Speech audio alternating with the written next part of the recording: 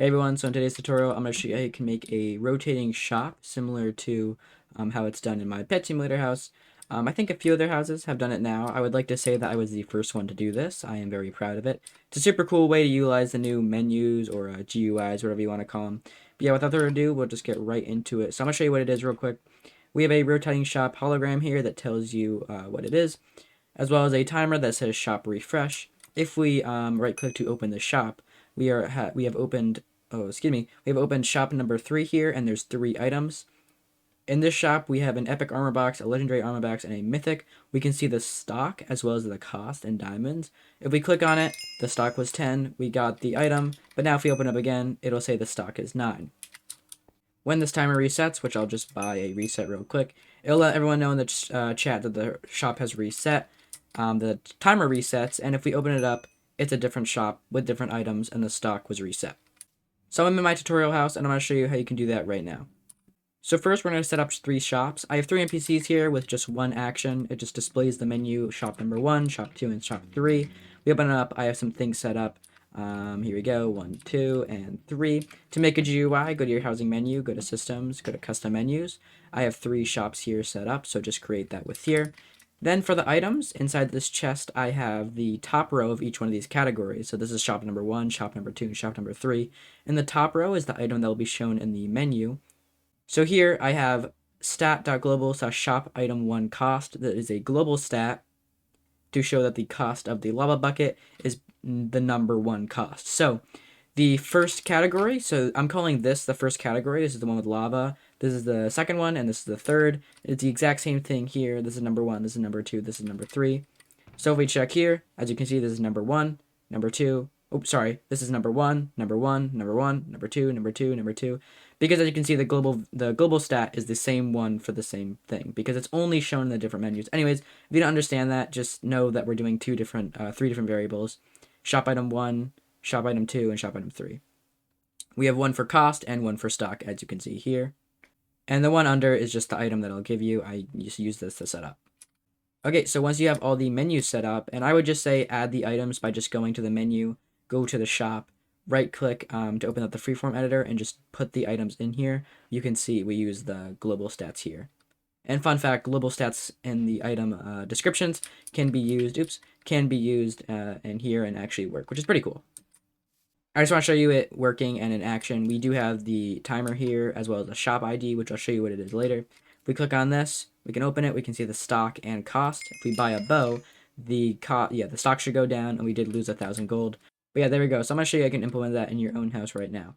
Go to your housing menu, go to systems, go to functions, create 4 functions. We have Playtime, new shop broadcast, new shop, and shop timer.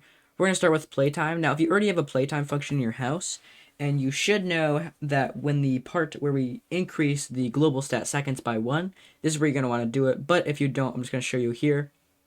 We have a playtime function that has a conditional inside. Inside the conditions, we test if the global stat Unix is less than date.unix, which if it is in the if actions, then we're going to set Unix to that date.unix, as well as trigger the function shop timer, not for all players.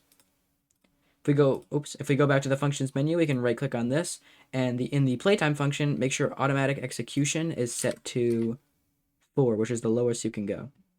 Once we do that, some stuff was triggered just because I already have it set up, but don't worry, I'll go through. Also, just to show that the timer does go down and the shop ID changes. So if we click on this, the shop should be number 3, which is a bunch of different items. Okay, back to the housing manager, go to systems, go to functions. Inside of the shop timer function, because that is the next one we should go to, if we open up our shop timer function, we can go in here, abbreviated to shop SECS for shop seconds. We decrease it by 1. And then we have 2 conditionals. In the first conditional, we check if shop seconds is less than or equal to 0, as well as shop minutes, or MINS, is less than or equal to 0, which means the timer is all done. In the if actions, we need to trigger the function new shop, and we can just exit out to prevent the rest of the code from running. And then in the second conditional, we have a conditional that checks if shop seconds is less than or equal to 0, but shop minutes is greater than or equal to 1, which means that we need to go inside the if actions and remove 1 from shop minutes, decrease 1, and set shop seconds to 59. And that's it for shop timer. We're going to go to new shop, actually. Set shop seconds to 0. and we're going to set shop minutes to 30, resetting the timer. And then what we'll do is take a shop ID and increase it by 1. Once we increase it by 1, we have a few conditionals in here. In the first conditional, which one's this one? So if shop ID is greater than or equal to 4, meaning that it is more than the amount of shops that we have. We only have 3. Now, if you want to set up only 2, only 1, or 4 maybe, then obviously change these values accordingly. But in this tutorial, I'm only showing you with 3. So if shop ID is greater than or equal to 4, which means that there's too many, then in the if actions, we'll set it to 1. Resetting it back to 1 as it goes 1, 2, 3, 1. And then I'm sure you get what it means from there. Second conditional, we have a conditional that checks if shop ID is equal to 1, which if it is, then we have a bunch of actions here. Now, for the next 3 conditionals, these 3, I will show you the first one. I won't show you the next, or I guess I'll show you sort of what it means. I'm going to explain it, though, here. So, if shop ID is equal to 1, which means that we are going to the first shop, you're going to want to change these values to whatever you want. So, we're going to set the first item's cost to 500. Now, this is up to you. It could be whatever you want, as well as the stock of the first item. So shop item stock, 30. So that means there's 30 that the players can buy. Once that runs out, they can't buy anymore. Same thing for shop item 2, as well as shop item 2 stock, and then shop item 3 cost, and shop item 3 stock. So again, just change those to what you want. These are the exact same thing, just in the first conditional, we check if shop ID is equal to 2, and in this third one, we check if shop ID is equal to 3. And of course, I change these values accordingly. From there, we trigger the function new shop broadcast for all players, as the new shop broadcast function is what's visible to all players. We just have a chat message here, what I showed you below. We have a little, just making it kind of look good, I guess. Rotating shop. The rotating shop has been restocked, blah, blah, blah. And the thing, and then we just play a sound. This is up to you, of course. And that's it for the function, so I'm just going to show you inside the menus. It's pretty much the same for all of them, but I will show you just one to so you can have a good idea of what it's like. I'm going to show you in shop 1, edit, left click to edit the menu elements, and then here we have all the items. We're going to left click on the first one. There's a bit in here, but don't worry, it's not that bad.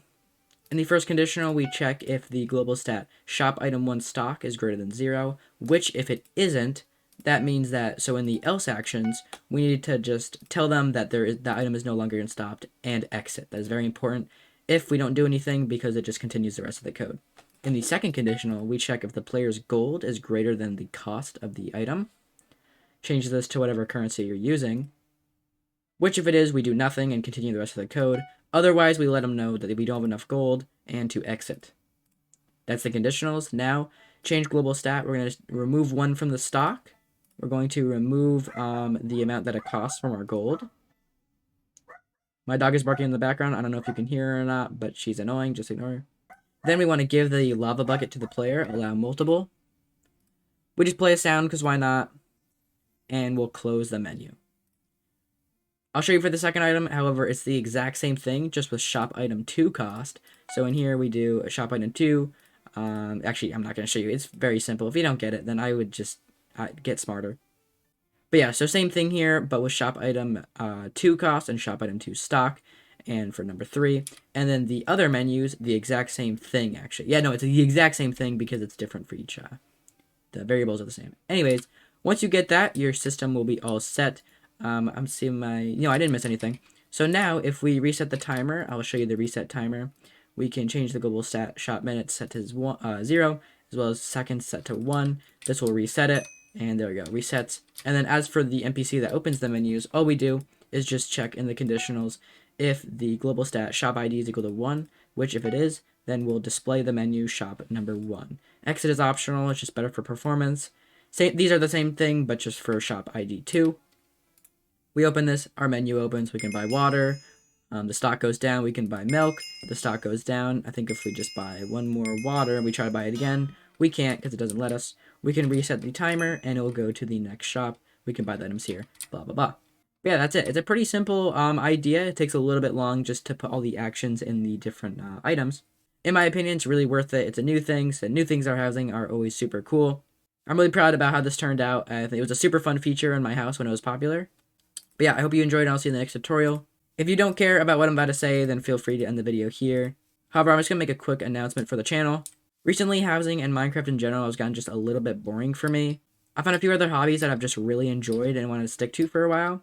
There'll be a little bit less content for me from in housing and on YouTube in general. I'd appreciate if you guys still stick around. As I'm not going anywhere, I do still enjoy Minecraft in housing. I'm just getting a little bored right now. I promise I'm not leaving you guys. I just need a little bit of a break. There will still be videos, but that's pretty much it. I just want to let you guys know. I appreciate you for watching, and I'll see you in the next one.